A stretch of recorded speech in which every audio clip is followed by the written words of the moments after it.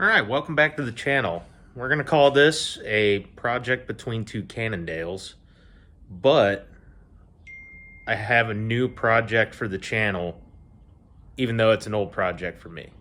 So hopefully you guys can follow along. It's not going to be as big of a project as the Cannondale was, so it's probably not going to have as many videos, but it's something I've been wanting to take care of for a while. So what we have here is a 2016 DRZ400SM, which stands for Supermoto, because from the factory it comes with street tires. I have another one right there for the front. The problem with this bike is almost exactly a year ago I crashed it. I was out doing things I shouldn't have been doing on some lonely back road, and I flipped it over perfectly backwards and went off into a ditch. So naturally it snapped off the whole back end. That's probably going to be going away. My goal here is to turn this into a mostly off-road bike. But I bought this thing brand new in 2016 with, I think there was only a mile on it.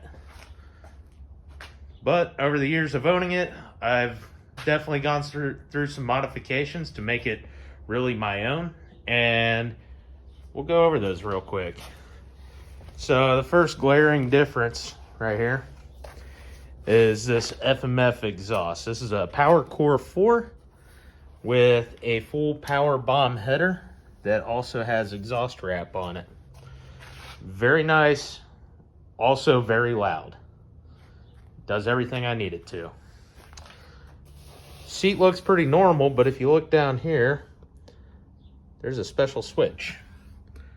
This has heated seats, because when I used to live in Connecticut, I rode this thing all winter. So it also, I had heated hand grips, but they no longer work for obvious reasons, and I'm probably just gonna take those off the bike because they were cheap. They did what I needed to for the time being, and overall they were worth it.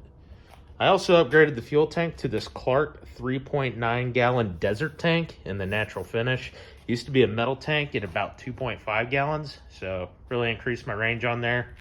I put some handguards on here. I usually call these tree punchers. I have not had to punch many trees with them, so thank God for that. Right here you can tell that this has gold brake levers on it. These are not factory.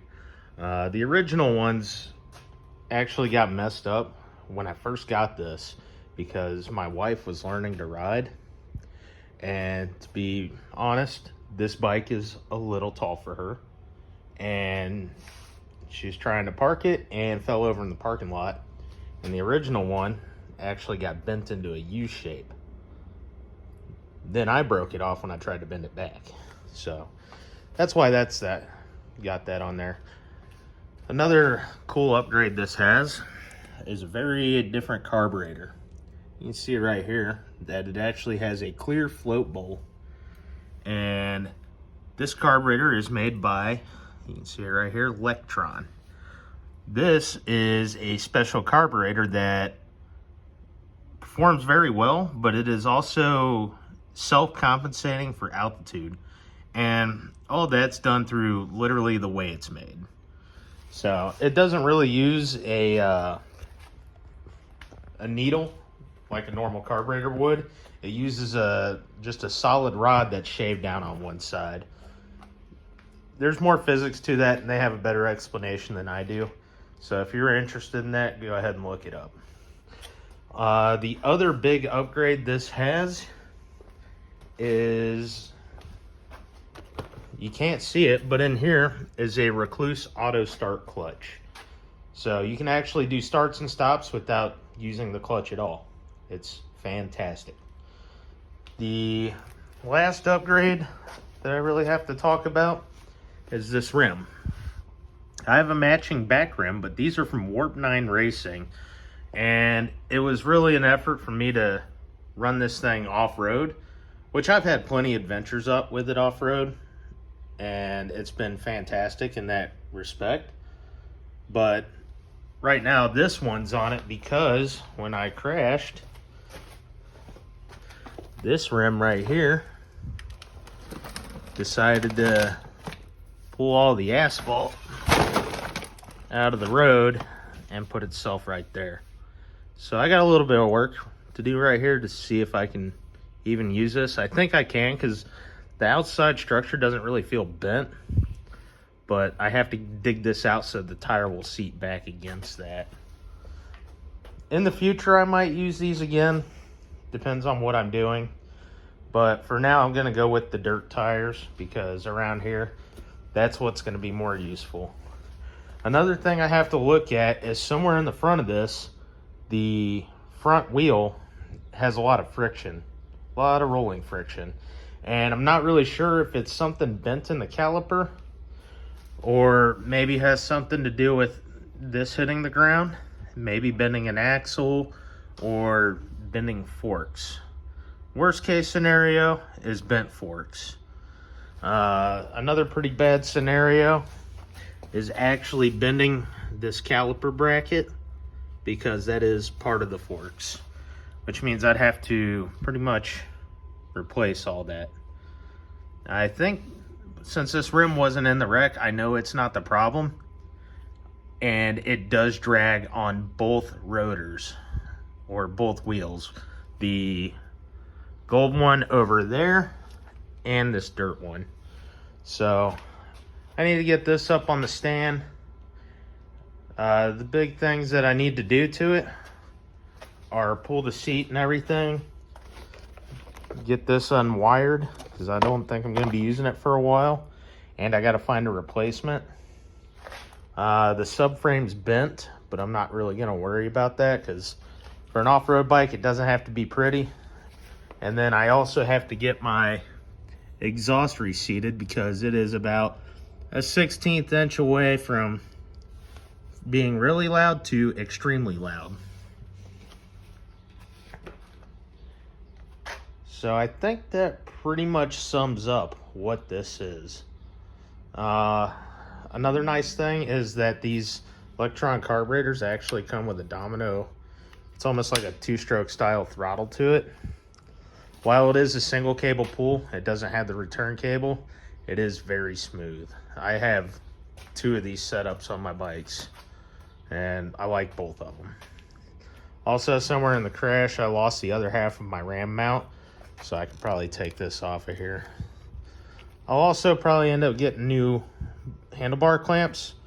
Pretty sure the handlebars are bent, so I need to find a replacement. But new handlebar clamps, because this is actually fractured right here, and that's all one piece. Why they did it that way, I don't know. I think it looks kind of cool, but what's broken kind of needs to be fixed. So I'll go ahead and get this on the stand and start pulling some of the pieces off of it.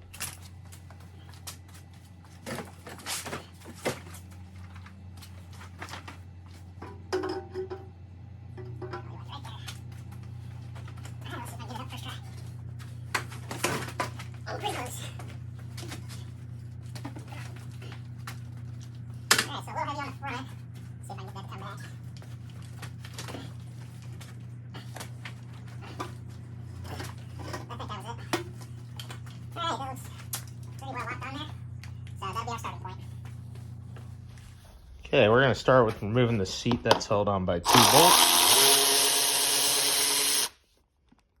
1. And 2.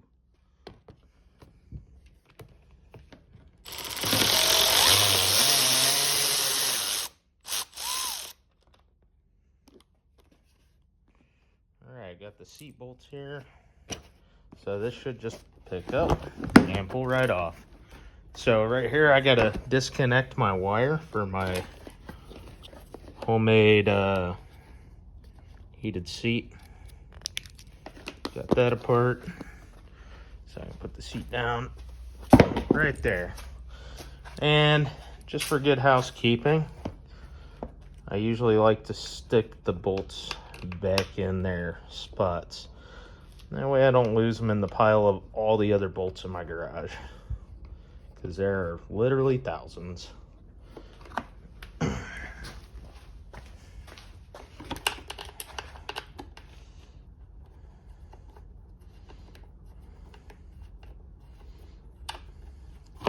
All right, so looking right here, it looks like these are the 3 connectors that I need to undo. So I need to, I guess, flop this down, like way down. Oh no, it's hung up. Or it just kind of runs up through there. Okay, it just runs up through there. So there's all sorts of, I probably won't even get, can't even put a socket on that. That's ground off. Wow, that hit the ground hard. Well, I gotta get these 3 plugs undone and try to fish everything out the back. So I'm gonna give that a shot while I set the phone down. All right, so I got all 3 of them unplugged. Now I gotta start fishing them down and out the back of the frame, which seems like it should be easy. Maybe. Maybe it just hung up. Nope, there it goes. There's one. All right, let's see if I can get number 2. Actually, I'll go for this one first. 2. And I gotta figure out how to fish this little guy through. It's like not the best shaped hole to get it through, but, or is it even big enough? Nope, there it goes. All right, so the whole taillight assembly that is shattered is off. So I have no taillights or turn signals on this for the time being, which is okay for off-road. I think there's an aftermarket one I was looking at a few years ago. I gotta do some research and try and remember what it was, but I'll probably end up putting something different on here so I at least have a light on the trail. The headlight, I think, is still good. We can see right here. Yep, perfect. Still works. And the front turn signals are also still good. I'm probably going to take those off because I won't need them. Before I put this in storage, I actually took the mirrors off because they are absolutely crunched and not worth using on anything because there's no mirror left. So I can go ahead and probably put the seat back on this. Actually, not yet. I still got to investigate why my exhaust is not fully seated. So I'll take a look at that and then probably end up putting the seat back on. Next, we're going to break this front end loose and see if this tire actually frees up. You can hear it right there. Something's dragging bad. So loosen this up.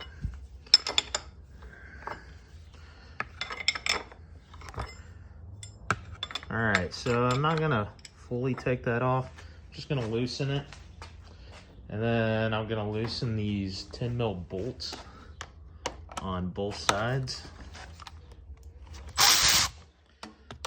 All right, got one. And those are both loose, and get the ones on this side too.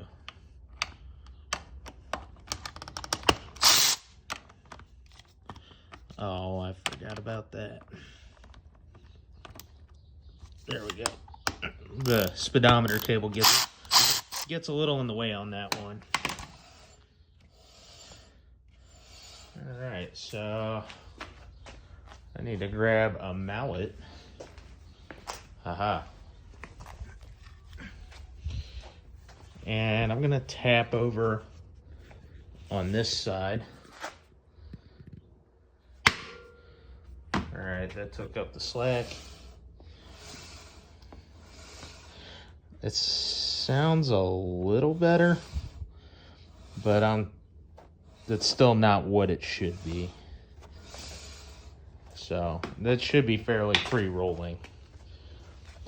I guess the next step may be taking off the caliper. That'll come off with this bolt and this bolt. And when I take this off, I've had enough miles on it to where maybe it has established a new wear pattern on the pads.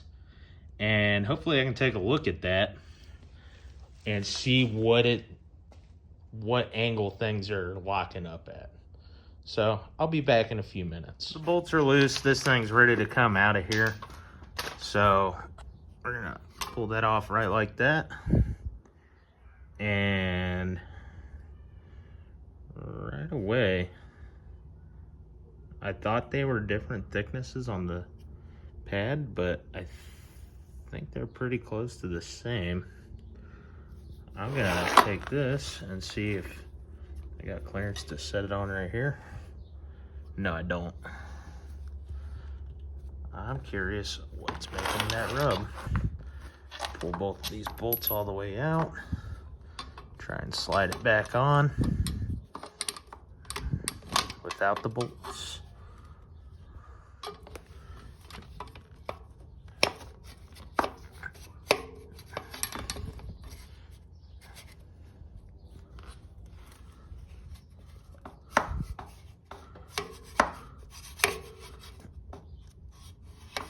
It feels like something might actually be bent in the caliper. So I'm gonna have to look at that a lot closer and see what I got. All right, so after rotating the brake pads up, on the back of this one, there's like some sort of crazy thing hanging off of it right here. So this may have been causing some sort of interference in there. I'm not sure what it's from, but I think I'm gonna clean all this out, put it back on, and see what it does. Because I think that might actually be the problem. Yeah, you can see all these things hanging off, stringy. Yeah, I gotta clean all that off. And then I'll try it out. Hopefully that fixes my problem. Okay, so I'm ready to break this nut loose on the side of the rear wheel, so I can go ahead and get it swapped out to this rear wheel. I already got the adjusters all the way backed off on both sides, so shouldn't have any issues there. The only issue I'm probably gonna run into is this sprocket is very small and this sprocket is much bigger. So I don't think I'm gonna have enough chain to switch it over, but I think I have another chain in a box somewhere from when I moved here. So I'm gonna work on getting this switched out, at least the wheel, and then I will work on the chain.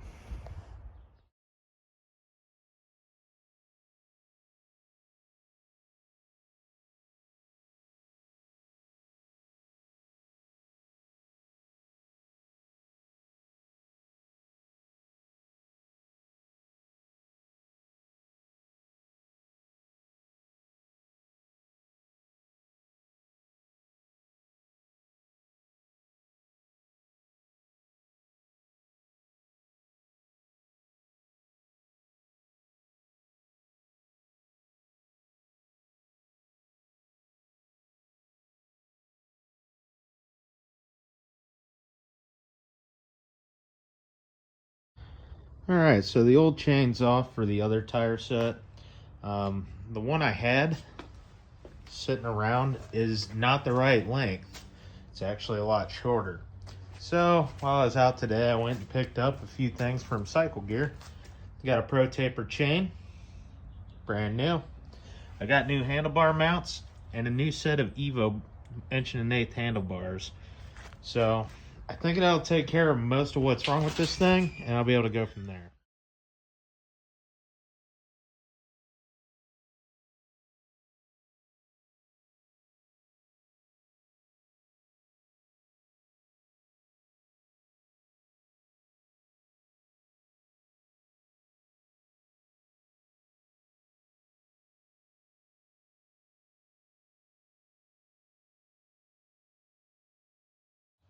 All right, new chain's on. Important note, you have to put the master link on so the split is at the rear when it's on top, because when the chain travels, it travels this way and around the front sprocket and back. And if you have this on backwards, it will fly off and you will lose your chain. I've done this before. So if you're ever doing one of these, this is just something to pay attention to. Now I need to move to doing the handlebars. I'll do the final chain adjustment once it's sitting back on the ground in the way it's supposed to be measured. And then after that, it should be ready to go fully back together. Stay tuned.